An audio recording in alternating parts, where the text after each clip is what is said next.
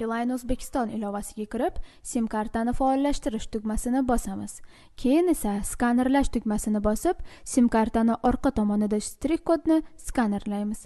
Ulanish uchun raqamni tanlaymiz va ulanish tugmasini bosamiz. Tarif rejasini tanlaymiz va yana bir marotaba ulanish tugmasini bosish kerak bo'ladi. Undan so'ng ommaviy oferta hamda foydalanish shartlarini qabul qilamiz. MyID tizimidan identifikatsiyadan o'tish kerak bo'ladi. Buning uchun pasport seriya raqamlari va tug'ilgan sanani kiritamiz. Undan so'ng Face ID texnologiyasi yordamida shaxsni tasdiqlash kerak. Ro'yxatdan o'tish jarayoni shu bilan yakunlandi. Faqatgina balansingizni to'ldirishingiz kerak.